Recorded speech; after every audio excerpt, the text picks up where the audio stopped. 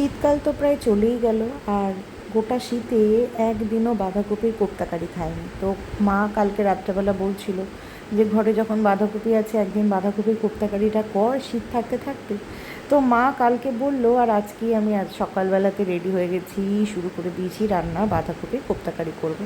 তো প্রথমেই বাঁধাকপিটাকে জিরি করে কুচিয়ে নুন মাখিয়ে কিছুক্ষণ রেখে দিয়েছিলাম। সেদ্ধ করলে করাই যেতে পারতো, কিন্তু সেদ্ধ করলে না জলটা আমি না ছেঁকতে পারি না ভালো করে। এই রেসিপিটা বলে দিই, এটা আমার শাশুড়ি মায়ের রেসিপি, এটা আমি বিয়ের পরে মায়ের কাছ থেকেই শিখেছি। তো যেটা বলছিলাম, জলটা ওই নুন মাখানো জলটাকে চিপে ভালো করে মানে একদম পুরো শুকনো করে ফেলতে হবে।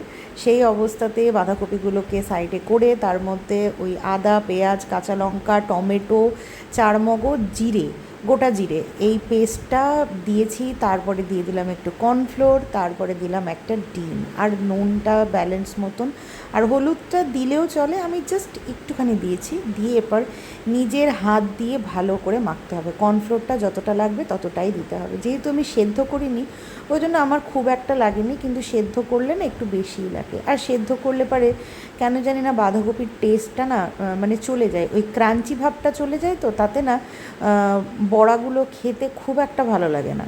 তো এরপরে আর কি ওই কোপ্তার আকারে আর কি, আমি যেহেতু এক হাতে ফোন নিয়েছি আর এক হাতে করছি ওই জন্য একটু সমস্যা হয়েছে, একটু গোল হয়নি, ওই বড়ার আকারেই করেছি। আর বিকেলে বলছি, রান্না শেষে একটু বেরোতে হবে, সেই জন্য আর কি, সেই কারণেই একটু তাড়াতাড়ি করছিলাম। তো তেলের কৃপণতা করলে হবে না, আমি অন্য টাইমে তেলের কৃপণতা করি ঠিকই, মানে অল্প তেলে রান্না সারার চেষ্টা করি, কিন্তু যখন এই বড়া হয় বা কোপ্তাকারি টাইপের কিছু হয় তখন কিন্তু একটু তেলটা বেশিই দিই, কারণ বড়াগুলো যদি বেশি করে তেল দিয়ে না ভাজা হয় না তাহলে কিন্তু ঝোলের টেস্ট একদম হয় না। যাই হোক, একটা একটা করে বড়া এবার ভাজবো, ডিমটা দিতেই হবে। বাঁধাকপির কোপ্তাকারি প্রথমে মা আমাকে নিরামিষ করেই খাইয়েছিল, আদা, চারমগজ, তারপরে কাজু কিশমিশ বাটা, আর টমেটো, গোটা জিরে, এই সব দিয়ে। কিন্তু আমি না ওই মার হাতে আমি অনেকবারই খেয়েছি, কিন্তু মায়ের হাতের রান্নার মতন টেস্ট আমি করতেই পারি না, মানে নিরামিষটা জঘন্য হয় খেতে। জঘন্য বলতে মিস্টার দাস তো ছুঁয়েও দেখবে না। তো ওই জন্য আমি নিরামিষের দিকে যাই না, আমি আমিষটাই করি। আমিষটা বলতে একটা ডিম দিয়ে দিই, এতে না মানে টেস্টটাও ভালো হয় আর বড়াগুলো ভাঙে না।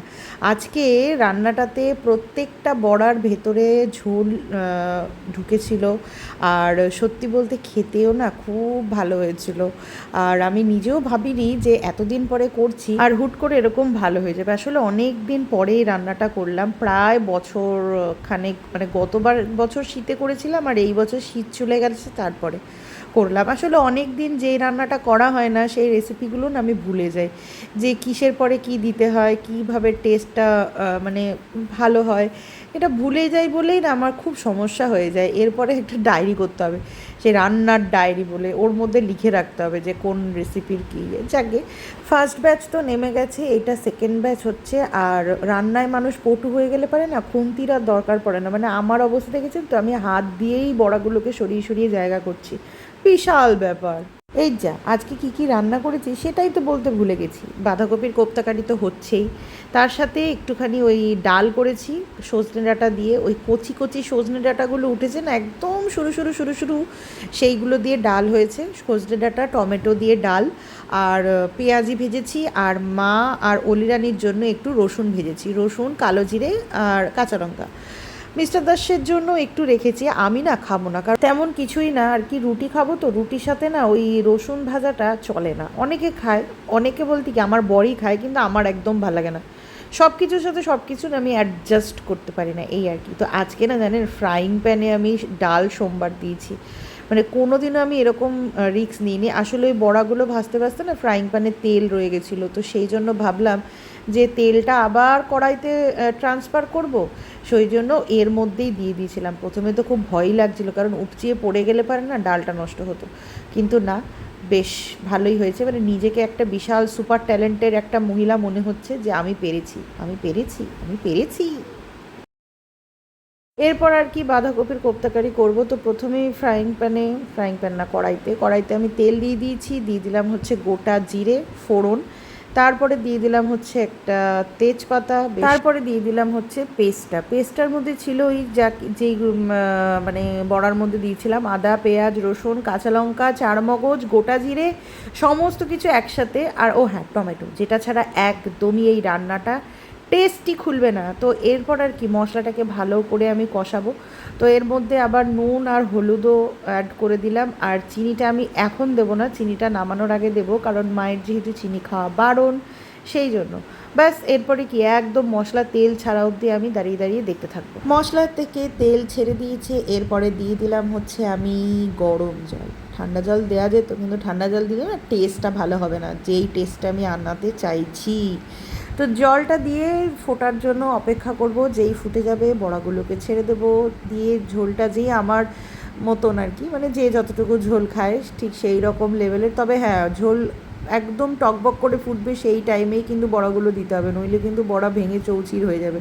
আবার বড়া দিয়ে বেশিক্ষণ ফোটানোও যাবে না, কারণ যেহেতু বড়াগুলোকে আমি হালকা ভেজেছি, একদম কড়া করে ভাজিনি, সেই জন্য। তো আর কি বড়াগুলোকে দিয়ে ভালো করে ঝোলটা যেই ফুটে আসবে ঠিক সেই সময় গরম মশলা আর একটু ঘি ছাড়া এই রান্নাটা কিন্তু হবে না। ঘি আর গরম মশলাই হচ্ছে আসল খেলা। তারপর আর কি স্ট্যান্ডিং টাইমের জন্য রেখে দেবো, গরম গরম ভাত নিয়ে খেয়ে নেবো। Good morning, welcome back to my channel. তো এখন ঘড়িতে 11:30 বাজে। এখন থেকে আজকের দিনটা শুরু হলো, না দিন শুরু হয়ে গেছে 5:30টার সময়। রান্নাবান্না সেরে একটু বেরোলাম বলতে কালকে হচ্ছে মায়ের রে আছে, কিছু জেরক্স লাগবে।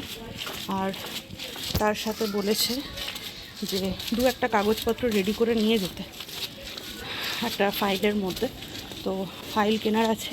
আজ বিকেলে আমার এক বিশিষ্ট একজনের জন্মদিন, তো তাকে একটা কিছু গিফট দেব, তো সেটাই নিতে যাচ্ছি।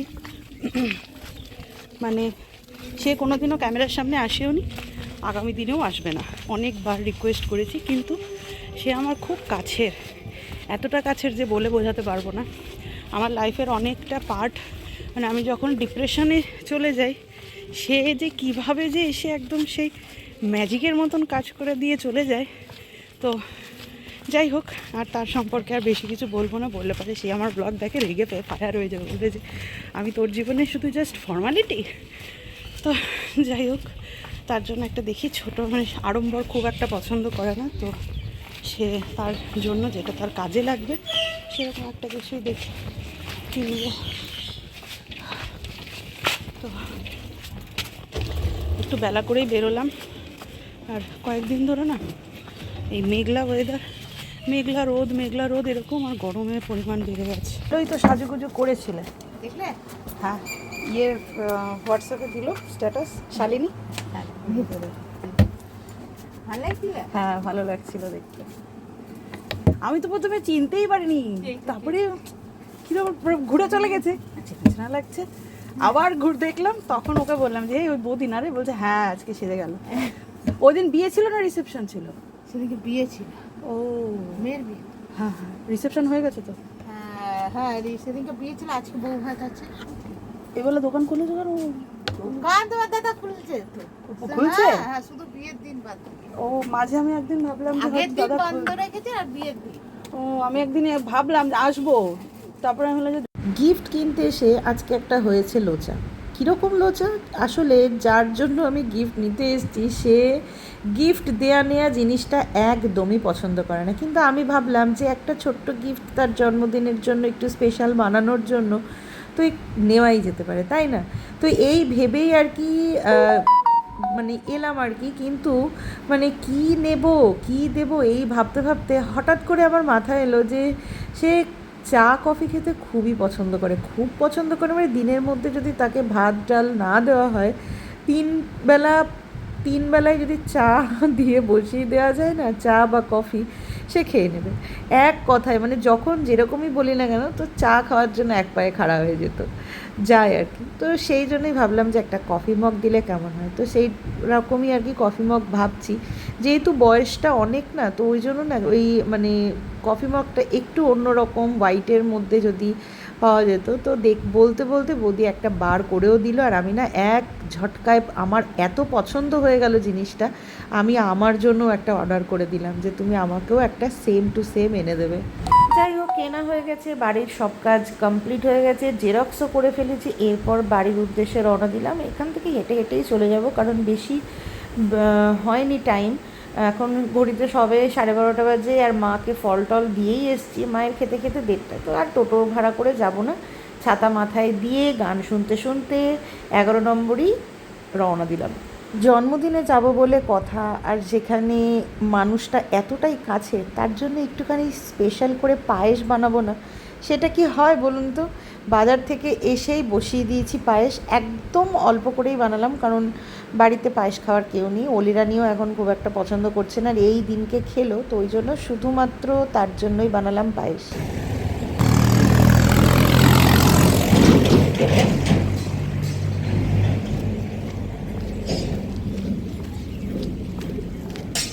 অন্যদিন আমি ব্যাগ গুছিয়ে রাখি, জলের বোতলটাও ঢুকিয়ে রাখি তার সাথে। আজকে উনি ব্যাগ গুছিয়েছে, জলের বোতল ফেলে রেখে দিয়ে চলে গেছে। জলের বোতল নিতে যাচ্ছি। ছোট জলের বোতল হবে দাদা? 10। বাড়িতে গাদা জল। কি অবস্থা আমার, যাচ্ছে তাই। পল্লী তো ওখানে ডান্স করবে, তারপরে পড়বে। পল্লীর এখন অনেক কাজ, আর আমি এই ফাঁকে চট করে কাজটা সেরে আসি, কারণ নইলে আবার সন্ধে হয়ে যাবে। সন্ধে হয়ে গেলে পরে আবার ফেরার একটা ব্যাপার আছে। মিস্টার দাস বললো যে আমিও যাব, চলো, অনেক দিন দেখা হয়নি। তো ভালোই হলো, ও থাকলে পারে তো আরও কোনো অসুবিধা নেই, মানে টোটো ধরার আর কি। তো অলিরানি ওখানে ডান্স করুক, আমি আর মিস্টার দাস চললাম। সম্মানটা রাখাটা খুব জরুরি, এটা আমার মনে হয়। যারা ভিডিওতে আসতে চায় না তাদেরকে না আমি জোর করি না, কারণ সবারই একটা প্রাইভেসি আছে, আর কিছু সম্পর্কের না প্রাইভেসি রাখাটা খুব খুব খুব জরুরি। তো আমিও ওই জন্য আজকে এই অবধি ভিডিওটা রাখলাম, ওই অবধি ক্যামেরা নিলাম না। অল্প টাইমের জন্য গেছিলাম, কিন্তু খুব খুব খুব খুশি হয়েছিল। ওটা তোমার যেহেতু এখন অ্যালোপ্যাথি চলছে, কিছু হয় না, হোমিওপ্যাথি অ্যালোপ্যাথিক অ্যালোপ্যাথি। তো বাড়িতে চলে এসেছি, আর সন্ধ্যাবেলাতে আমার ছোটো কাকা শ্বশুর আর কাকি শাশুড়ি এসেছিলো মাকে দেখতে। তো সেই জন্য আর কি এখন সবাই মিলে আমরা একটু গল্প করছি, চা করলাম। আর কাকিমা না আজকে অলিরানির জন্য খাবারও নিয়ে এসছে, তো পরে দেখাচ্ছি কী কী খাবার নিয়ে এসছে। বাড়িতে লোকজন এলে না বেশ মনটা ফ্রেশ হয়ে যায়। তো কাকিমা গত সপ্তাহে এসেছিলো, তখন কাকা আসতে পারিনি কাজের জন্য। তো আজকে কাকা কাকিমা দুজনেই এলো, বেশ অনেকক্ষণ আর কি গল্প হলো, বেশ একটু আড্ডা টাড্ডা হলো, মায়েরও মনটা একটু ভালো লাগলো।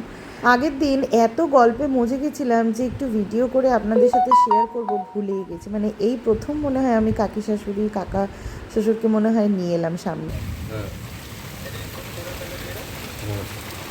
এই হচ্ছে আমাদের এখনকার ওয়েদার, ঝেপে ঝেপে বৃষ্টি শুরু হয়েছে। আর এই যে মিস্টার দাস এখনো যেতে পারিনি, আমাকে ছাড়া বিয়েবাড়ি বুলেট নিয়ে, আমাদেরকে ছাড়া বিয়েবাড়ি গেলে পারে এই হয়।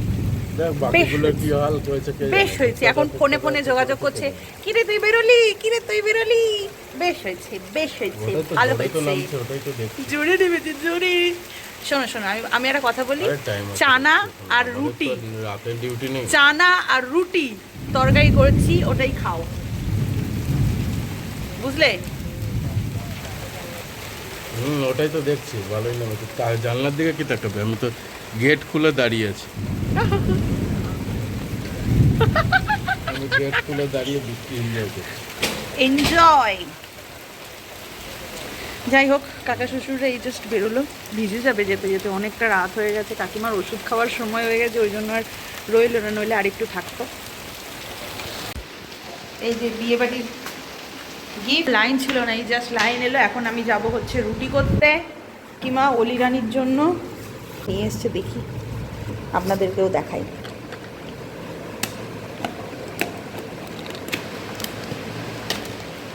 চানা, এখানে চানা আছে, আর